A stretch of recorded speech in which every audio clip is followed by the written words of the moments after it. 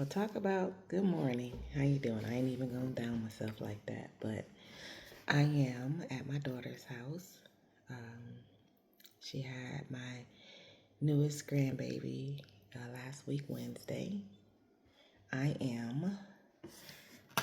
I have a tradition, a custom, where when the kids have babies, I go stay with them for that first week after the baby's born and help them clean and cook. And in this case, she has a 2-year-old, so it's Faith, had baby Elias. And then there's Andres here as well.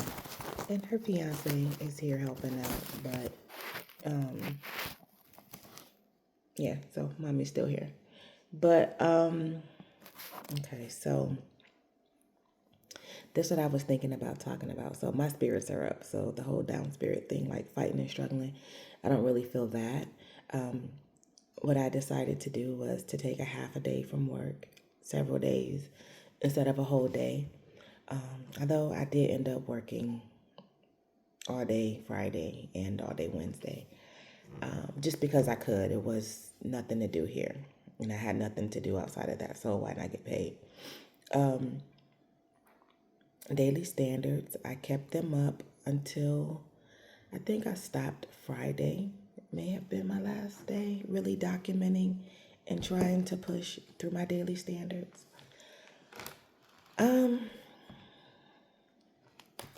don't really know why the pause. Except I just had this overwhelming feeling as I was taking a break from it all. And what I realized, yeah, Thursday was my last day and I struggled. I really only documented and went hard 2 days last week with documenting, which new baby born, complete change of routine. I give myself grace for times like that. The thing is, when you fall back, when I fall back, not when I fall back on my spiritual processes, which is reading my Bible and praying and listening to my sermons and listening to my praise and worship and praise and worshiping, whenever you take a step back from those things, it's almost like the devil and his imps is just sitting on the sidelines. Like, okay, listen, y'all, she gonna get more into family than she is into to him right now, to God right now. So, be ready to pounce on her, right? Be ready. We can get her down a little bit. She gonna let up. And it's not even just that. You are mentally strong when you set a cadence, a process flow, and then you actually stick to it. Every day you just get stronger and stronger and stronger.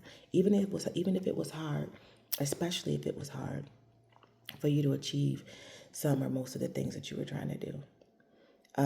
So that's one. I acknowledge, I recognize that this morning I woke up at 4 and I was like, but you really got to get up at 4 o'clock for. That was the one voice in my head, and the other voice was in my head, girl, get up.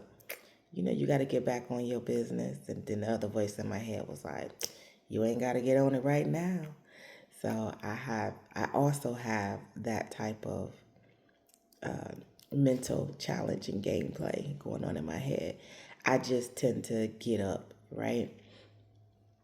And I don't know, it might have been winning. The phone rang at 5 something and I got up. So it was fine. I said, okay, I woke up. I was like, look at you. You didn't started.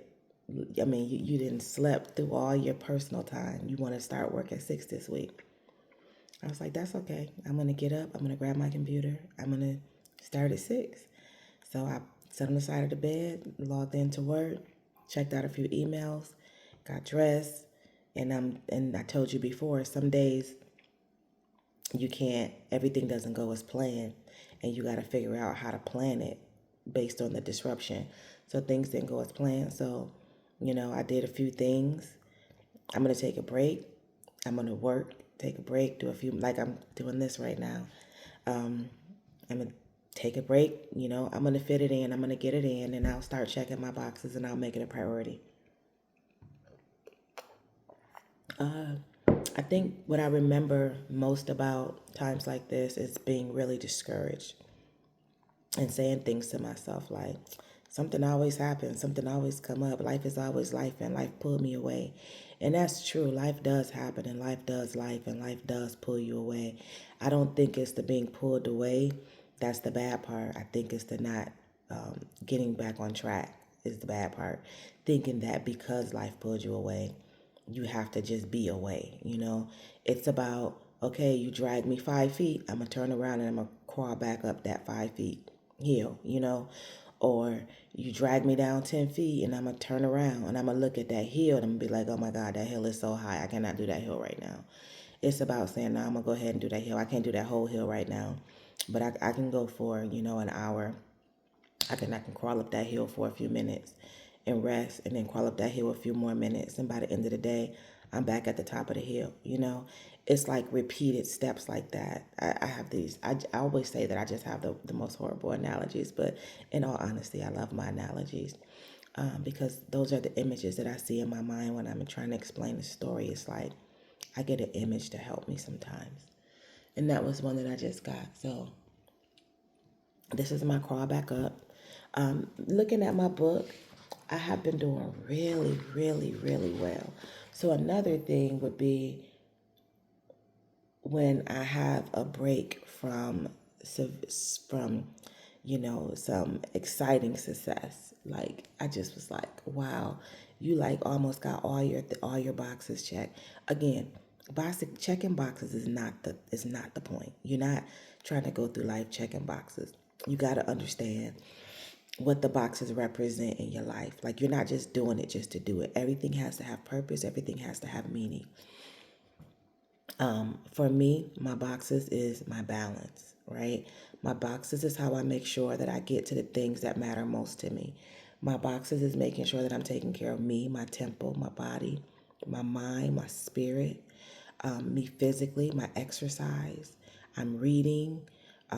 I'm working on always trying to be prepared for a better, I call it employment readiness, making sure I touch on that, making sure I'm working on my professional development, enhancing my skill set. What's next? What do I need to do next? Working on my entrepreneurial efforts, multiple streams of income. I make a good bit of money, so it's hard. It's really hard to go and work, put a lot of effort towards that. But it's also but I know I have to do it. I know I can't rely on other people wanting me or not wanting me to determine my worth. I have to set my own value, and that's what I'm doing. What else? I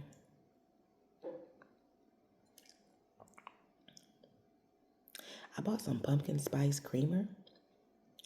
It's pretty good. I never thought I would care for it, but it's pretty good. Maybe a little too sweet though. Need some more coffee in here. Yeah, so that's my daily standards road. Hobbies is really important too. Making sure that my life, I have to put hobbies on here, and I have to have it a box that I have to check off, because I can get tunnel vision, right? Where if I'm trying to go for a thing, I put all my energy and effort into that thing, and then I turn around and so many other things is falling apart. And that's me. Like I can get really excited about a thing, and then you only move in one area of your life. I'm not moving. And then there's also the sum of your days equals your future.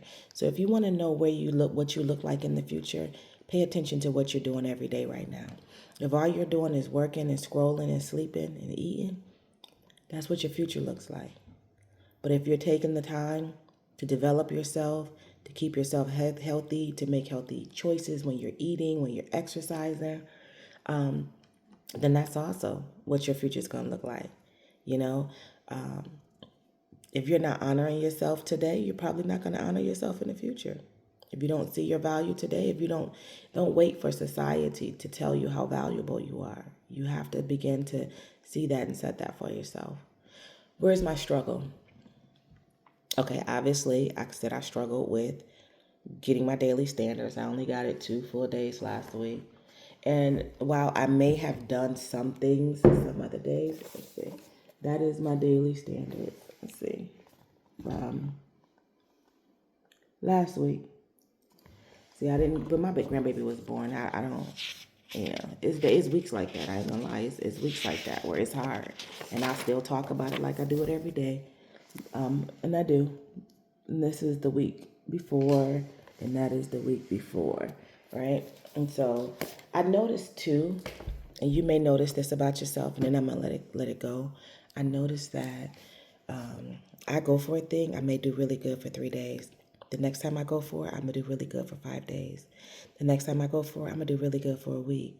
And then I'm gonna do really good for 2 weeks. So what I have come to understand is that getting to where you want to be doesn't always happen in one shot. It happens in the not giving up, enduring through whatever it was, because enduring is a real thing and that's what it takes. But by the time I get to, last week I got through 3 good weeks. Well, guess what? When I jump back on and go hard again, I may make it a whole month.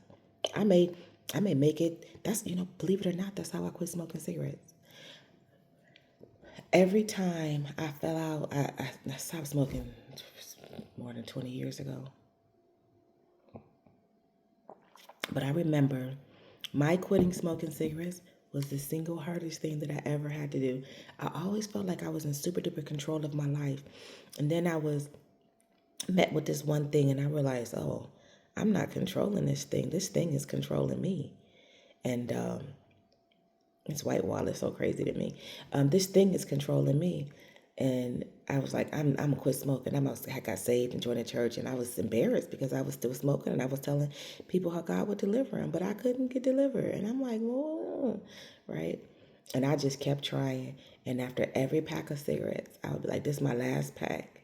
I ain't smoking no more after this. This is my last pack. I ain't smoking no more after this. And I would and then I started cutting down to like the number of cigarettes a day. And then I think and then maybe I started trying to skip days. I don't know. But what I do know, I knew it was a miracle. I knew it was God.